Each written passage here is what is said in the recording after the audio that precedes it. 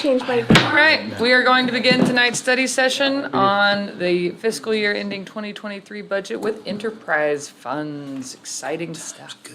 We'll turn it over to Ms. Kaufman. Good evening, Mayor and Council. I'm Kim Kaufman, the Budget Manager. You've been seeing a lot of me lately.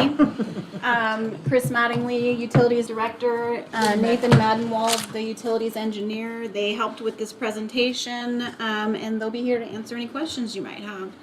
We're going to be discussing the enterprise funds budgets for the fiscal year ending June 30th, 2023. So let's jump in. This is the calendar for the budget process for fiscal year ending 2023. It started with the Finance Committee discussion in September of last year. And then we had our first capital budget study session in November. Another capital budget study session with the mid-year review in February. The general and special revenue fund overview was in April. Our first public hearing was April 26th. We went over capital funds again on May 3rd, and tonight is the enterprise funds study session.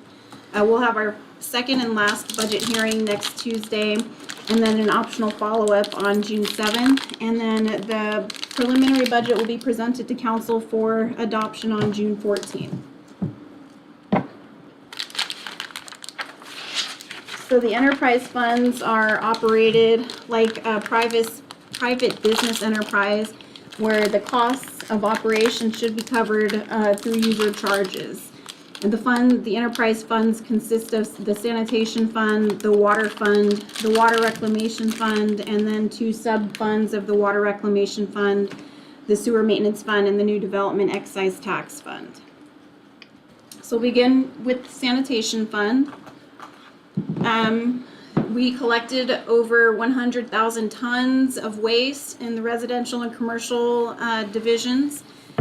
We collected about 29,000 tons per year of yard waste in the compost facility. And we started curbside recycling in 2008. Republic Services is our contractor. We have a participation rate of over 90%, and we collect over 5,000 tons per year in the recycling program. And these two little images at the bottom kind of show the collection trend, the landfill tons over the last 7 years, and then the same with the compost facility. And you can see the spike there in fiscal year 21 from the ice storm debris. We have 4 recycling drop-off centers where we collect over 1,700 tons per year. We have a new hub at the transfer station. We collect scrap iron, wood, and glass. And we recycle over 250 tons per year of glass. So this image kind of is a comparison of Norman's sanitation rates with other cities in the metro area, as well as some other comparable cities in different states. And we compared 15 cities with the city of Norman. Norman's sanitation rate is $17.20 per month for one polycart. And you can see here that we fall below average. The average is $18 per month. There are 6 cities here that have a lower rate than we do, and then there's 9 that have a higher rate. So we're about 5% less than the average when looking at these other cities' sanitation rates. The CR, the Councilmember Holman? Oh, you might be. I thought you were about to change slides. Not yet. Okay, I was going to say, but mention that a lot of these cities don't provide a lot of the same services we do. Correct. The blue. Another point, I guess, you get more services in Norman than other cities. That's true. The blue CR depicted in this graphic shows the cities that have the curbside recycling. 1, 2, 3, 4, 5, 6, 7, 8. There's 7 other cities in this 16 city comparison besides Norman that offer curbside recycling. So that's one of the benefits that Norman has. And then over on the right, you see that this $17.20 monthly charge includes two bulk cleanup days, one in the spring, one in the fall. And then this is a weekly collection. There's a weekly yard waste collection, free brush drop off, We have the 4 recycling drop-off centers and then free compost when available. And then, of course, the curbside recycling program.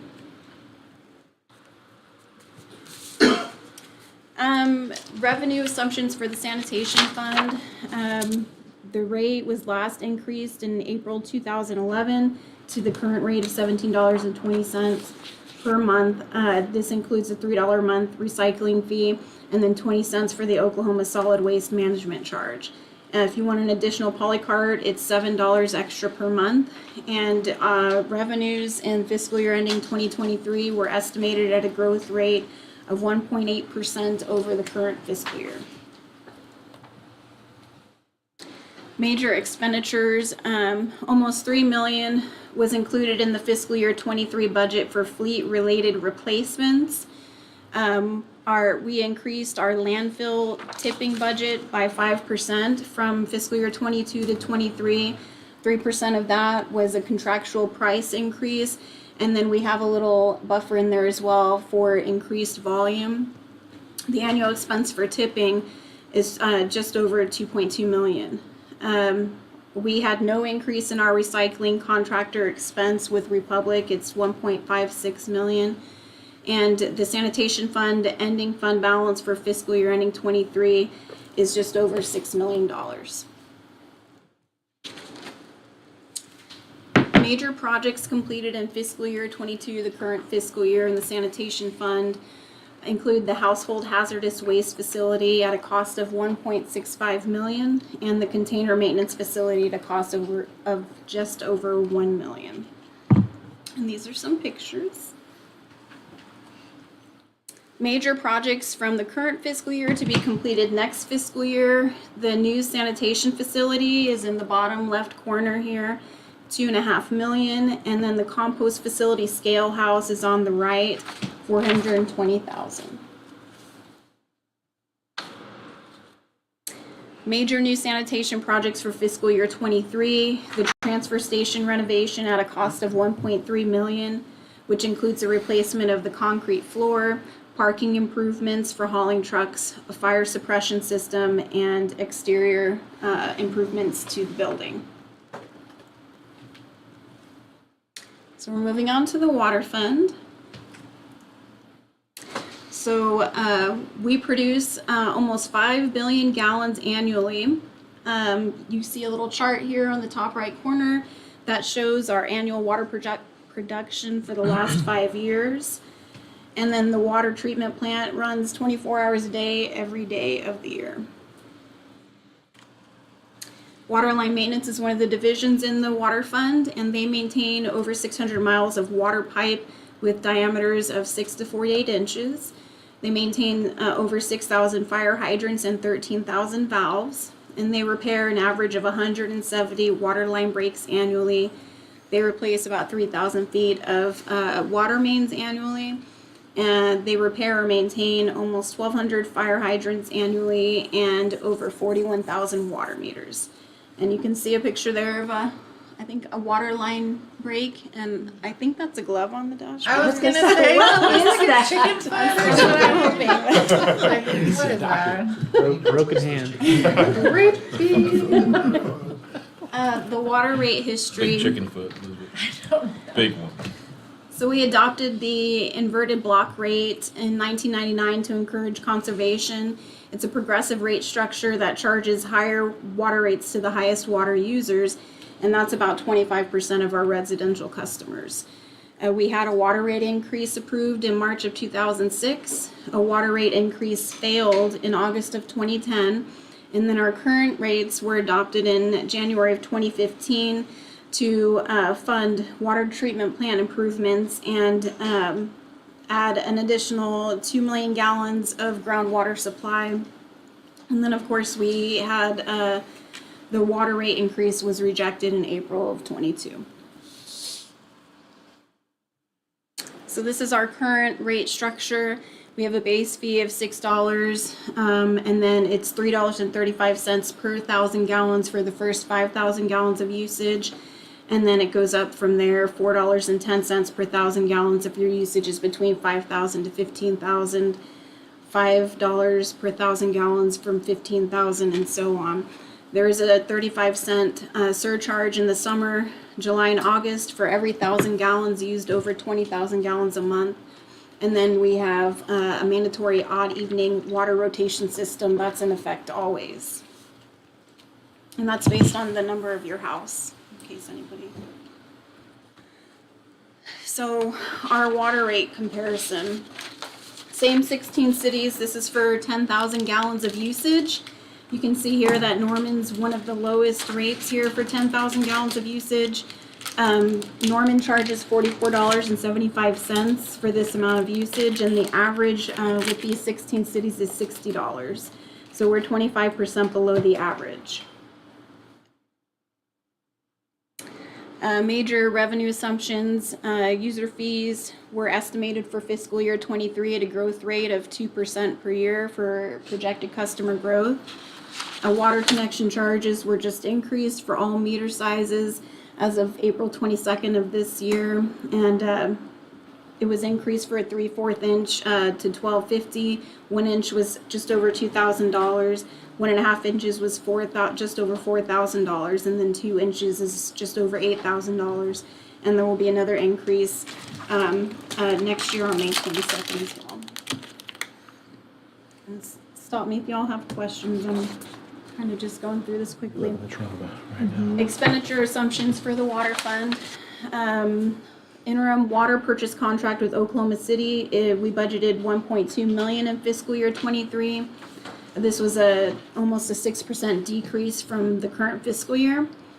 And COMCD, I gotta remember what that stands for. Central Oklahoma Master Conservancy District. We budgeted $1.1 million for that. This is the replacement of a raw water line in Lake Thunderbird that supplies water for Norman, Midwest City, and Del City, and our share is 43%. Almost $250,000 was included in the fiscal year 23 budget for fleet-related replacement purchases and other equipment, and these items were for water treatment and line maintenance. And the fiscal year ending 23 ending fund balance is projected to be $1.4 million. The projected balance in fiscal year ending 24 is negative $19.4 million due to construction timing. And the next slide will show what we've delayed to have that positive fund balance. Not the next slide, a couple slides up, I apologize. Major projects completed in fiscal year 22. The current fiscal year was fiscal year ending 15 water wells and supply lines at just over $10 million. The Robinson Water Line Phase 3, $2.3 million. Gray and Tonawa Street Water Line Replacement, $2.3 million. Interstate Drive Water Line Replacement, $1.4 million. Water Distribution Sampling Stations, $100,000. Groundwater Blending Site Acquisition, $900,000. And the Water Treatment Plant Future Expansion Land Acquisition, $500,000. Major projects from the current fiscal year to be completed next fiscal year include the water line replacement from flood from Robinson to Venture, $4.2 million. James Garner water line replacement, which was required for Public Works. It's the library to Robinson being completed as part of the Flood Robinson project, and then Maine to Duffy at $1.1 million. The Porter water line replacement at $2.3 million, which is a collaboration with Public Works. The same with the Jenkins water line replacement at $700,000. The South Lake Addition water line replacement at $1.2 million. And phase 1 of advanced water metering at $3.2 million. Connection of wells 5, 6, and 52 at $750,000. Disinfection improvements for groundwater system at $2 million. The water treatment plant solar array at $1.4 million.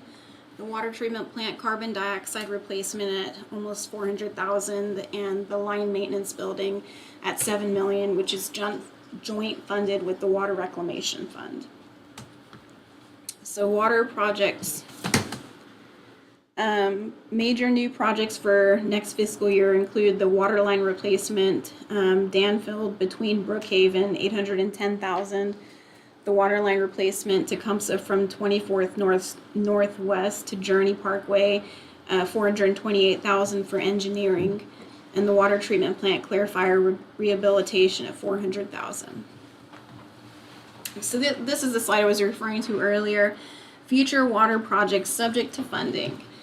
So you can see all of these projects were delayed. They were budgeted in prior budget years or prior fiscal years, but we've had to delay them due to lack of funding. So these projects include Flood Avenue water line from Gray to Robinson, annual water line replacement program, 3.3 million annually. This was delayed from fiscal year 21, as was the Flood Avenue water line project.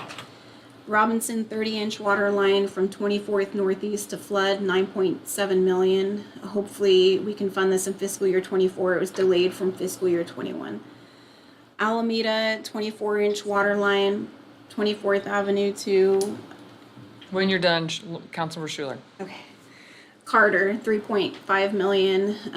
Hopefully we can fund this in fiscal year 25. It was delayed from next fiscal year. Hall Park water line replacements, 440,000 in fiscal year 25, delayed from fiscal year 21.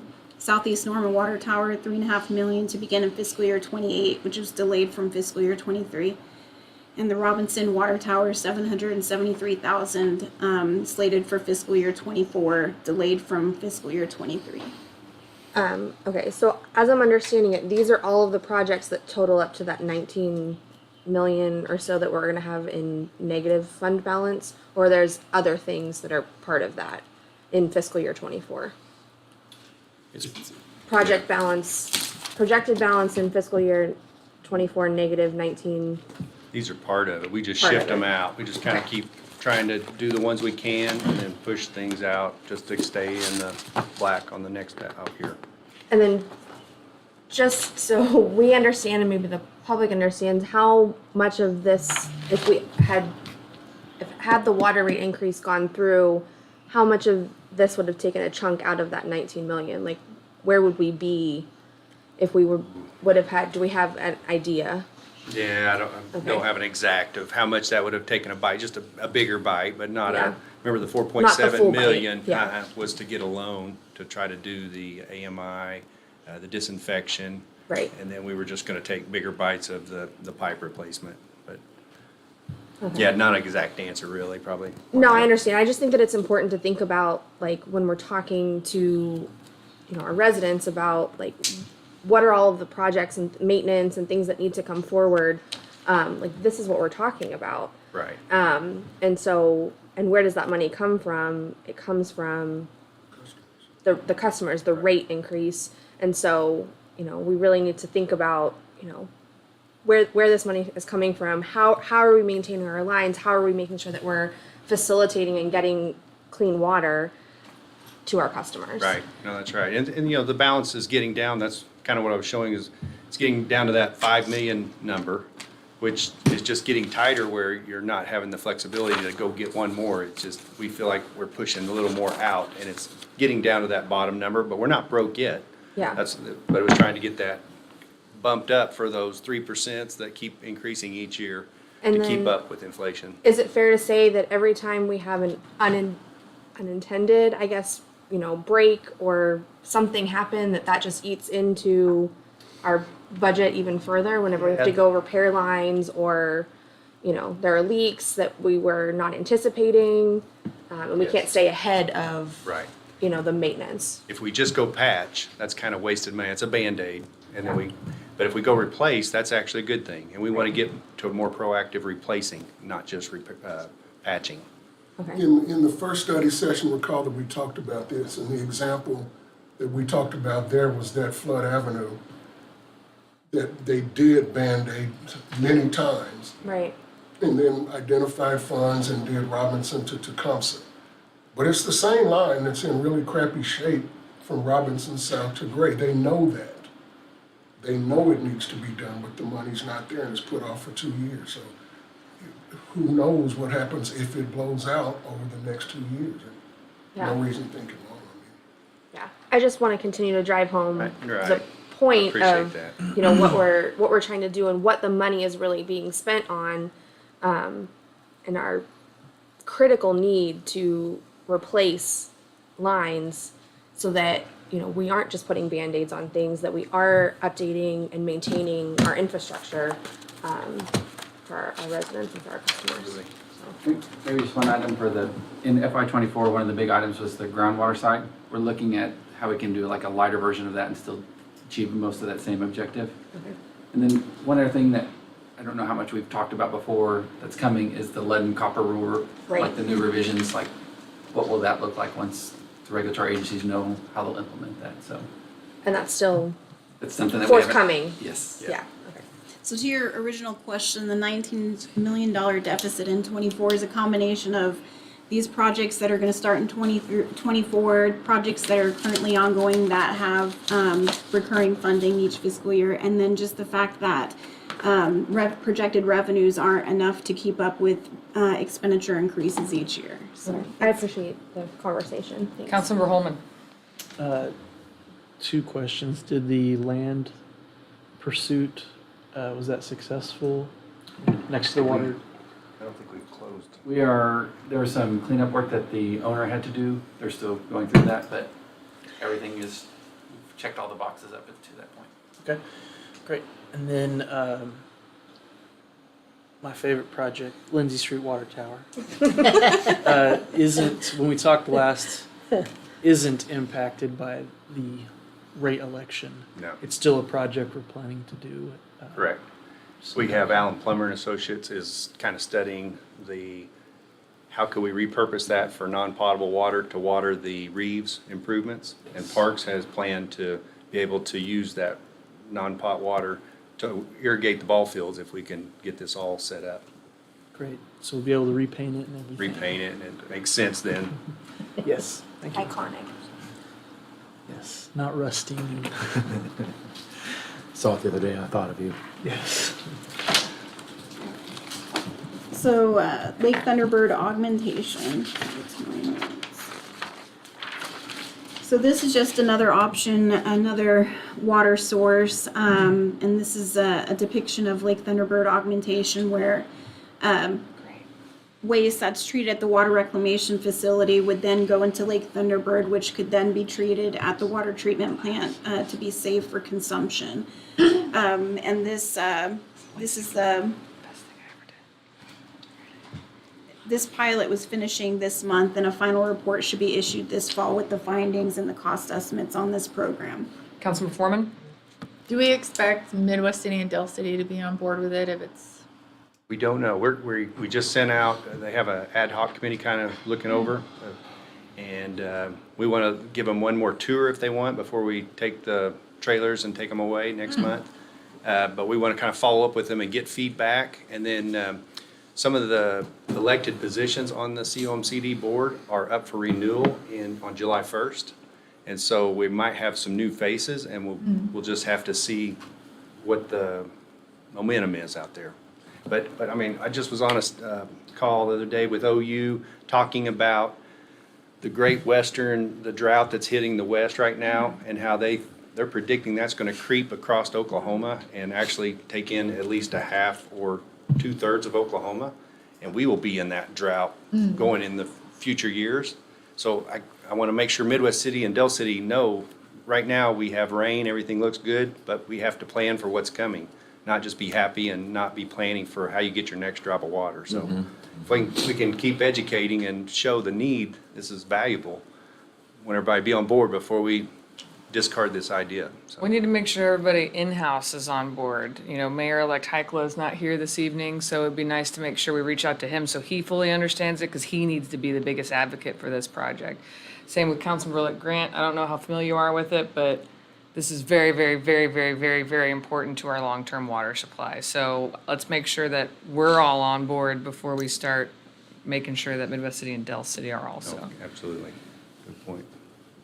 Councilmember Studley. What do you mean you took away, before you take away trailers? They have, the pilot trailers are sitting down there now, treating the water and treating it really high quality. She has a good slide here coming up that'll show you the quality of water. Like, is the pilot ending?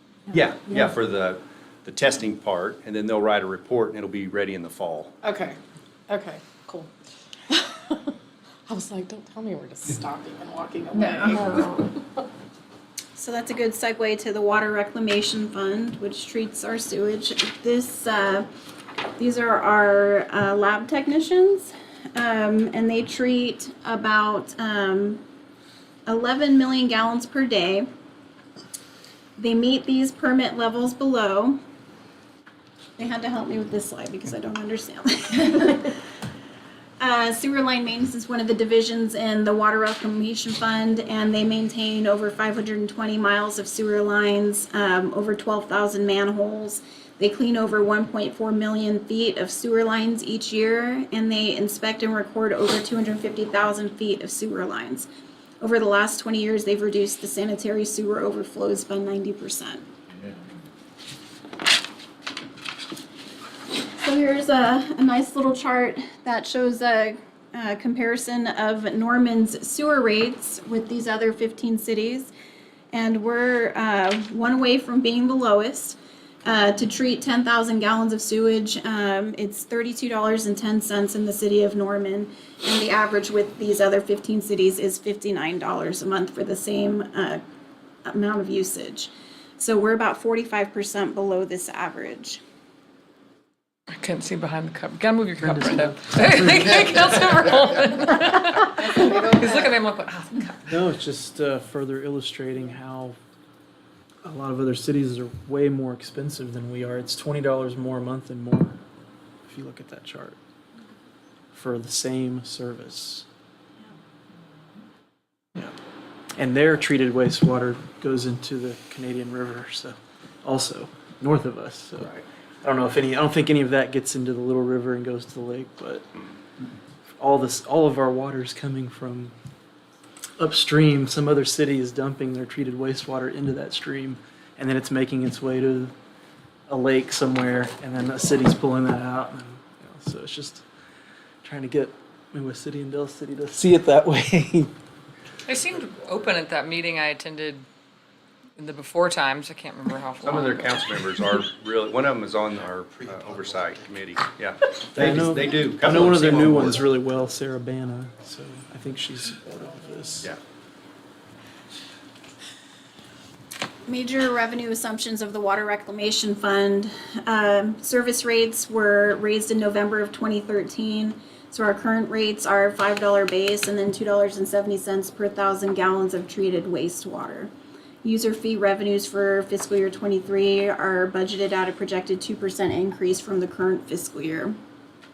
Estimated fiscal year 22 ending fund balance is going to be 1.7 million. That's the current fiscal year, and the fiscal year ending 23 fund balance is estimated to be just over 1 million. Expenditure assumptions. Major projects for fiscal year 22 carried into next fiscal year. The Water Reclamation Fund solar array, 3.2 million. Centrifuge replacement at 3 million. Reuse pilot study, which is what we were just speaking about, 3.1 million. Line maintenance building, 3.2 million, which is the one that was shared with the water fund earlier. Major projects deferred to fiscal year ending 24, same as the water fund. Storage building, 1.1 million. And then a main control building renovation with the laboratory at 3.5 million. And this is another slide on that reuse pilot study. Goes more in depth on the treatment of this wastewater. But you can see the beginning, middle, and end there of the treatment It's just process. like water, Kelly. Refreshing. Like Thunderbird water. Thank God for well water. I don't need to know how the sausage is made, that's all. Just call it dirty bird for a reason. I mean, the end result looks better. I know. Yes. It's much cleaner. It looks great, but where it starts is what I'm saying. I don't need to know, I don't need to see how it starts. Well, just look at the end. Just need to drink. You don't want that. We get to so that the rest of the city doesn't have to know. I wanna see it. You're on this council, it is your job to know how this works. I'll trust you. So the sewer maintenance fund is a sub-fund of the water reclamation fund, and then all the revenue in this fund comes from a $5 a month sewer maintenance rate, which was approved in 2001. All sewer maintenance rate fund projects must be on a pay-as-you-go basis, so we don't start projects until we've collected the funds necessary. And since 2001, over 461,000 feet of sewer line have been rehabilitated in this program. This is a depiction of sewer maintenance fund projects. Projects from the current fiscal year carried into next fiscal year.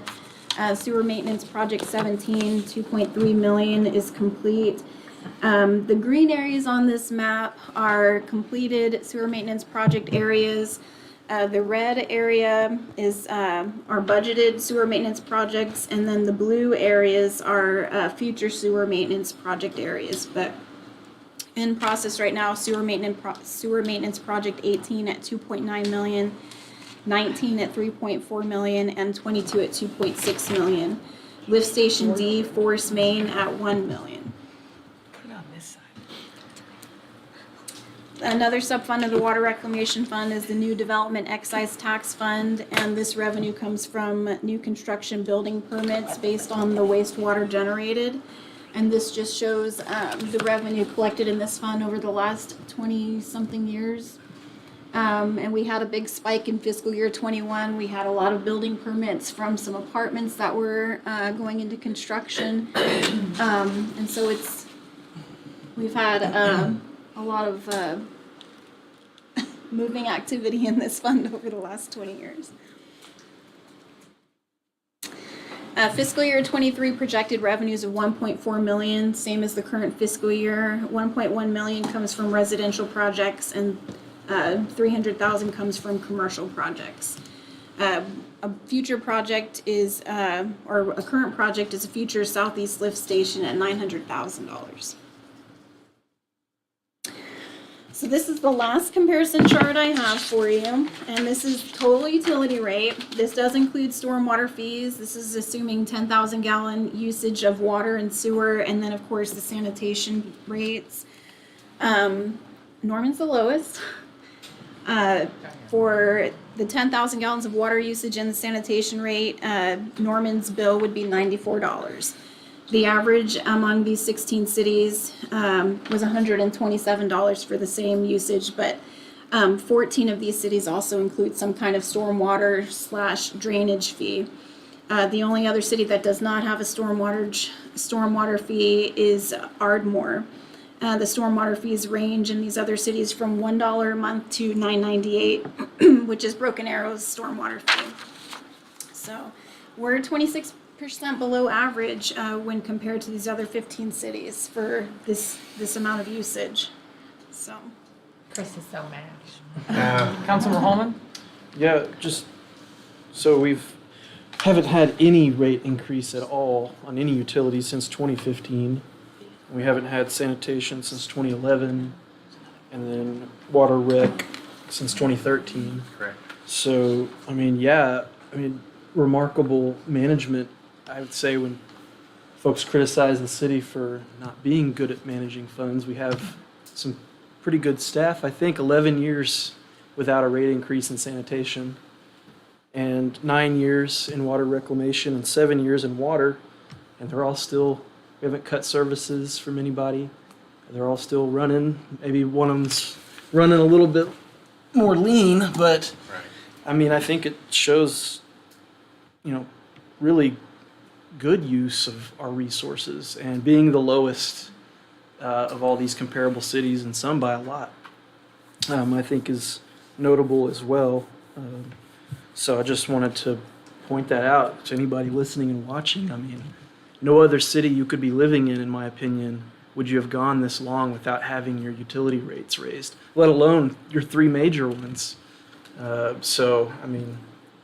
It's just something to note, in my opinion. And if I may, I will, definitely agree with the great management that they have done, but in a sense, it is penny wise and pound foolish.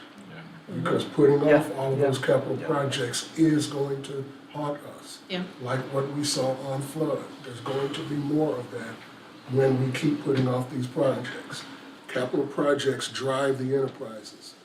And it's not a wise thing to do to not be able to do the capital projects to replace the lines that you know are in bad shape.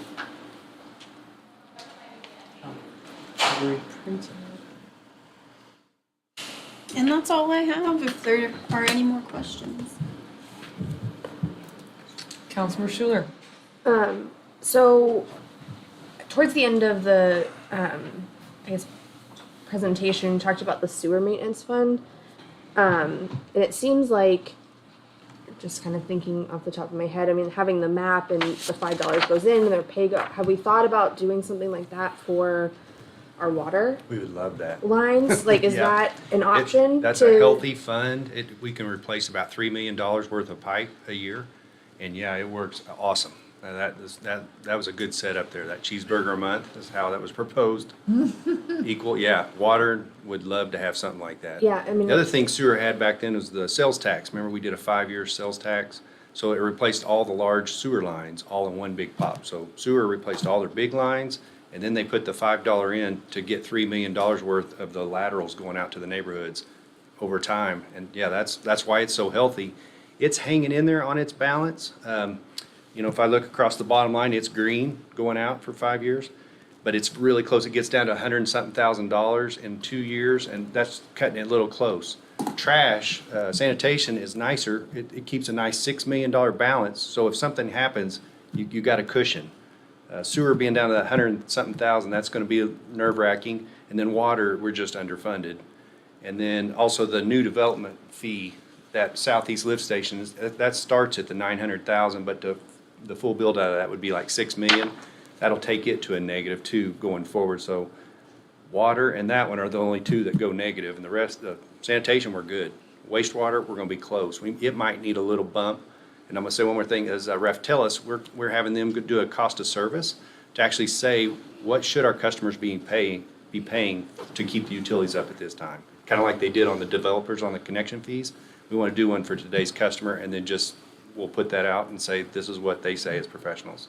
Now, Mr. Mattingly, can you give the history lesson of why our community decided to pass a 5-year sales tax to address our sewer maintenance issues? Because I think that's really relevant, because when we keep waiting for tragedies and big health emergencies to happen, it's not very proactive. Right. Or pleasant. Well, Anthony's the guy. In 1999 and 2000, we were under a moratorium against any new development because we had sewage flowing down the street. Whenever we had a 1-inch rain, there were these surcharges of manholes with sewage flowing out of the manhole because the pipes were in such bad shape and undersized. And that's why we did the Long-Term Citizens Committee on the Future of Wastewater, and they came up with these solutions, long-term and immediate, and development paying its own way, and all of those things, and this really good mix of ways to address that problem. And yes, it may take such an emergency, if you will, to do that in water, but yeah, we were there in sewer. And I suspect you're going to see more of those Flood Avenue things on the water side that will be confronting us in the near-term future. Councilor Schuler?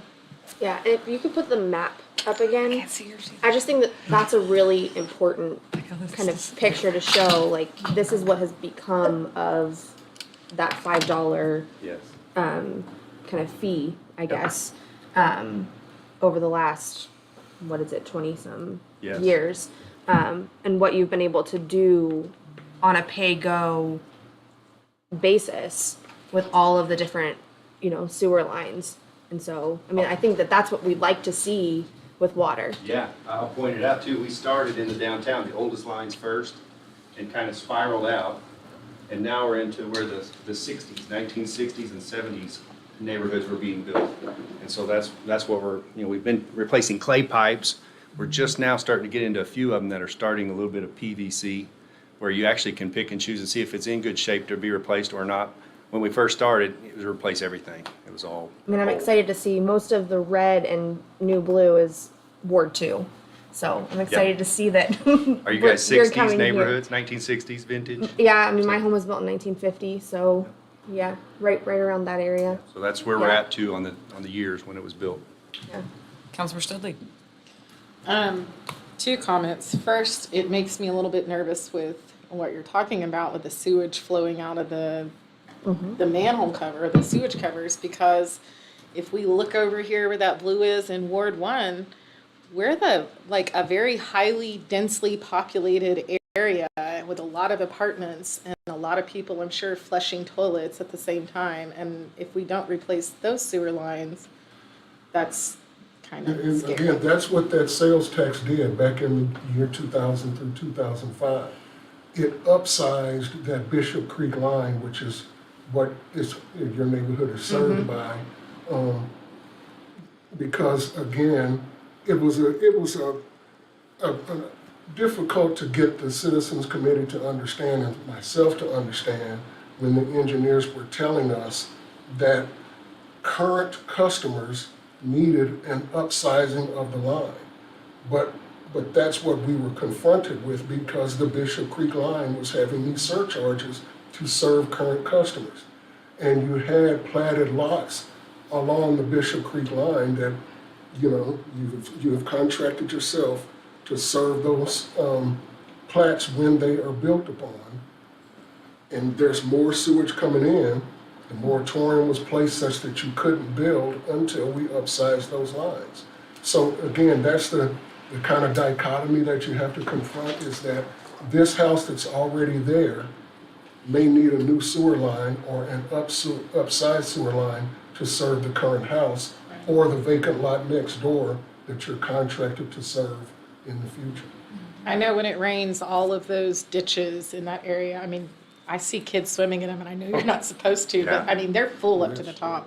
So my question that I have is, for some of these projects did you apply for ARPA money through the state for some of these things? Yes, I think our total application was in excess of 128 million. How much And was for Mr. Mattingly's department? 8 million roughly, I believe. And actually, our budget analyst, Kim, was the assembly point of all the requests from all the departments. Kim actually assembled them all and put them into the software and submitted. We hope we're about 8 weeks away from starting to hear some results from that particular application effort. Good. I want to go on record saying water is life. Just throwing that out there. I think that that's more important than anything else in our entire budget is getting our water to us. And the So- utility applications for the state ARPA funds were the only ones that so far have advanced to chair review. So it's not looking bad. Yay. Councilmember Holman. And to clarify too, the $5 fee, that was a voter approved, right?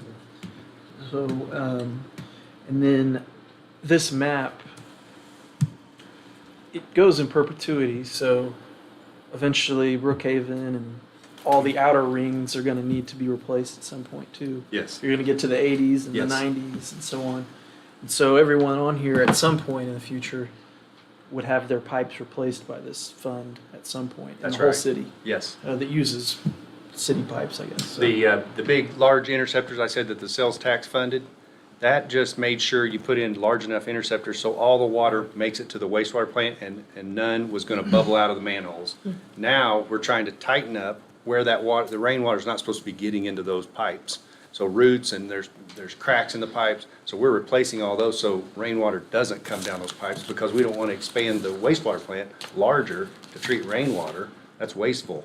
It's better to stop that rainwater from coming in your collection pipe. So that's kind of the $5 money, is to stop all that I&I, And inflow and infiltration. Chris, 2 questions about the life of modern PVC in a sewer application. Do manufacturers give us an indication about how long they believe the pipe we're putting in today will last for sewer? Easily 50, it hadn't been around long enough, but 50 years, but some say up to 100 if it's just on plastic. Is it, and I've seen other parts of the country where in order to deal with a stormwater emergency, actually plumbed storm sewer lines into sanitary sewer lines to get water away from an area that was, in danger quickly. But I'm told that does bad things to the chemistry at the wastewater treatment plant if you dilute it with rainwater in big volumes. There's bugs down there that want food. The clean water, they don't have anything to do with that. And usually it's such a volume, we have to put it in storm holding pond because if it comes through at too big of a volume, it'll wash out your population of bugs. And so, yeah, but I call them bugs, microbial. It's part of the process. Weird. All right. Everyone should have had to live through that citizens committee on the future of wastewater. Because I learned exactly what he's talking about. The good bugs who are eating up the sewage. And Councilman Holler. Just mention too that not only have we not had a utility rate increase in 7 years, to my recollection, Norman Ford is the last time we've raised taxes at all in Norman. And so that would be also, what's that? Yeah, because we repurposed the public transportation. Yeah, that we've, was a No continuation. We've extended bonds to not increase taxes, but we had a general obligation bond in 2019. I believe. it was a extension of. No, in addition to that, the bid, Okay. Jenkins, all of that, that was an increase.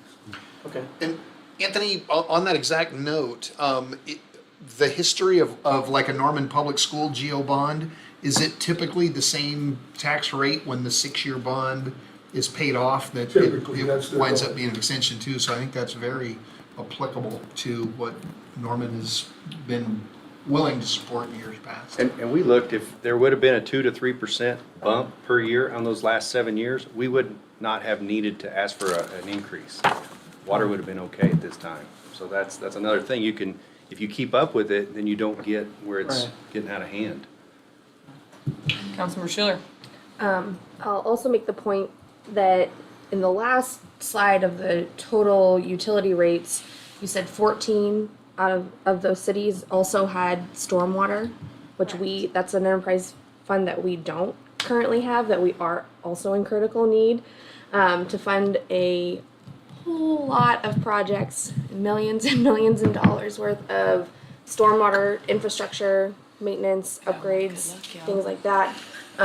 So just want to drive home the point too that our fees are low, our utility rates are low, but we also need to create a stormwater utility for all of our master plan. Which needs to be updated. Yeah, which also needs to be updated. Councilmember Studley. Is that something that we have to vote on as council, or is that something that the citizens The have to vote citizens. on? It's failed twice in front of the citizens. Yeah. The stormwater? When was the last Okay. time? 20? No, it wasn't 20, it was 2019. Last time? Yeah. That was gonna be. Just a point of clarification, like these 3 enterprise funds, none of those funds can be used for that Right. stormwater side. Yeah, I mean, I think that's part of the point. Yeah. And so we're always trying to scrape by and find money to do stormwater projects and, putting in for ARPA money or finding federal grants or, other opportunities, but, or coming out of the general fund in some capacity. But we've got, what is it, hundreds of millions of dollars worth of projects to do in stormwater. And citizens' homes that are flooding because of it. So, it's a critical need. Councilmember Hall. Yeah, just to follow up with that, the fact that I'm hopefully optimistic that we get some of these projects funded through ARP money, but that is not a long-term plan. We're fortunate that we even have that as a path, and we may or may not be successful at getting the funding for that. And I think this entire discussion just really underscores where we sit and that we are the only city in Oklahoma that takes these kind of increases to the voters. And, I understand why we cherish that right to vote, but to me, we continue to cut off our nose to spite our face for long-term planning, for providing the kind of service that I think our residents really want and deserve. And it's just, we have to keep trying, we have to keep educating, we have to keep trying to keep this to the forefront. But I don't think there's really any more cogent argument about if we were being fiscally responsible and adding incremental increases every year like every other city in Oklahoma does, we would not be having this conversation. Correct. Norman is a special place. All right, seeing no other questions or comments, thank you very much for the presentation. The study session is adjourned. I am shook. It's 6:20.